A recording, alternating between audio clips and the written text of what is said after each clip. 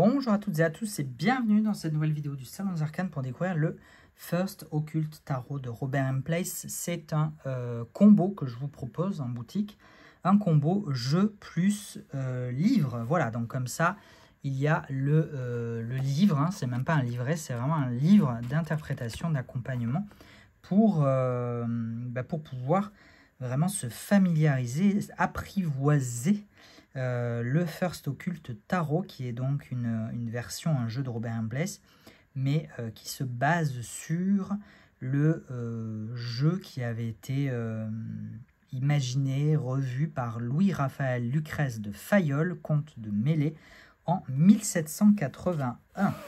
Voilà, toute une histoire, tout un programme pour ce jeu d'inspiration très égyptienne, comme on peut le voir sur la couverture du jeu et du livre.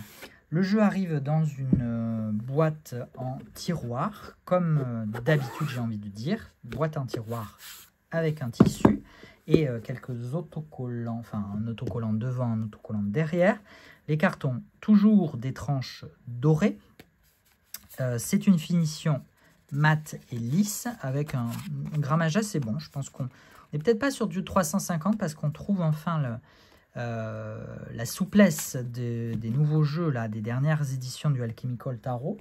Mais c'est un très très bon grammage, une très bonne qualité, une très bonne finition, je trouve. On est sur du 7,6 par 12,8, donc sur un format un peu plus large qu'un format tarot classique.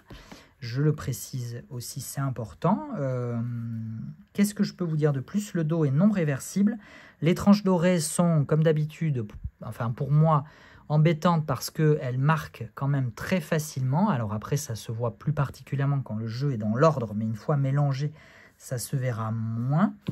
Et alors, j'ai fait des avertissements par rapport aux boîtes, et par rapport à la fabrication, à la finition, notamment des coins, de certains jeux de Robert M. Place, notamment le Sevenfold Mystery et le Alchemical Tarot of Marseille. Je ne crois pas que ce soit le cas avec le First Occult, mais si jamais, voilà, je préfère vous prévenir, il peut arriver parfois que sur certaines références, certains jeux, les coins sont un petit peu aplatis, un petit peu cornés. C'est un petit peu embêtant. Même le Sevenfold Mystery, on n'arrive même pas à remettre les cartes dans la boîte. Donc ça abîme les tranches dorées. Enfin bref, c'est vraiment c'est un peu une galère.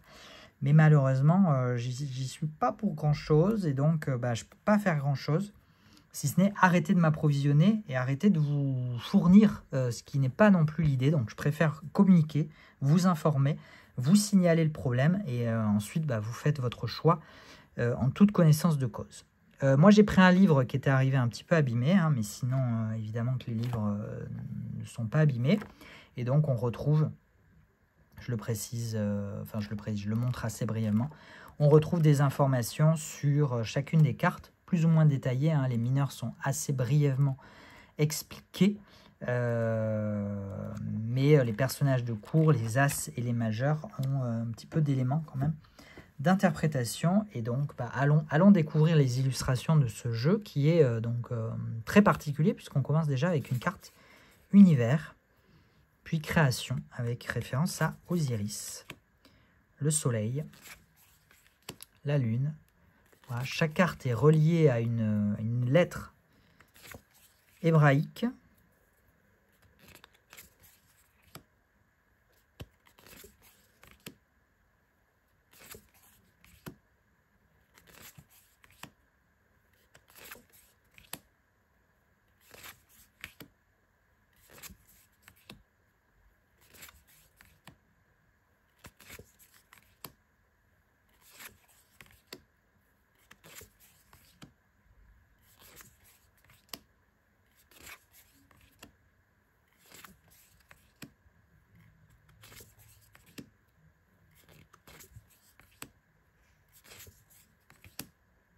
En fait, les cartes étaient juste dans le sens inverse.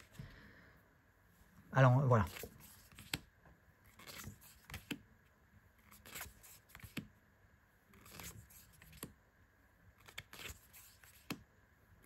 On est sur une version plutôt pipée, hein, donc qui se rapproche d'un de Marseille et de ces écoles là de tarot.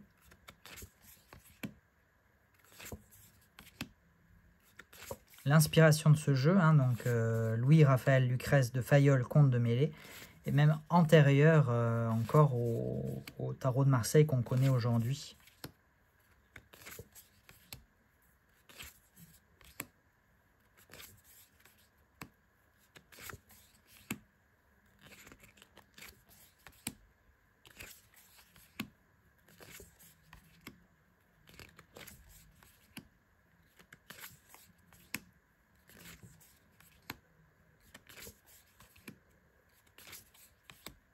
Les pages ici ne sont pas surnommées Lady, mais Knave, qui est un terme d'ailleurs que je ne connais pas, qu'il faudrait que je cherche pour voir un petit peu sa signification, sa traduction littérale.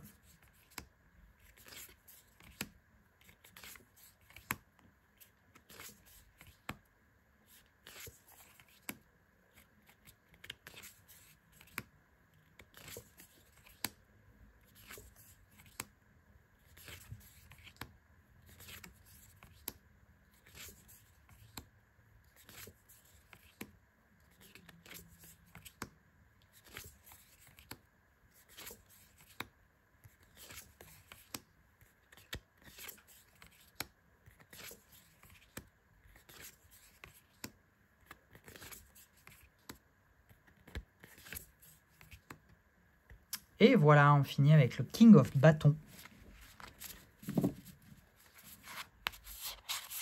Ouais. Parfois nommé Bâton, parfois la suite est parfois nommée Bâton dans les jeux de Robert & Place, parfois nommé Staves, je crois. De mémoire, j'ai un doute. Alors, j'essaie de les remettre dans la boîte, mais de manière délicate et attentionnée, parce qu'elle est quand même bien ajustée. Donc attention à ne pas abîmer vos tranches et vos cartes en les replaçant dans la boîte. Sinon, privilégiez un pochon. Voilà pour The First Occult Tarot.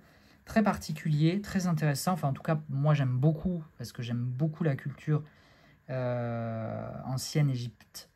Voilà, la culture, mythologie, tout ça d'ancienne Égypte. Je pense comme beaucoup, hein, on a été passionnés, notamment enfants, par cette culture-là. Donc, je pense que c'est un jeu que j'irai un petit peu approfondir, parce qu'il m'intrigue. Voilà, j'espère que vous aurez passé un agréable moment en ma compagnie, en la compagnie du First Occult Tarot de Robert & Place. Prenez soin de vous, on se retrouve très prochainement pour de nouvelles vidéos de présentation de jeux. Ciao, ciao!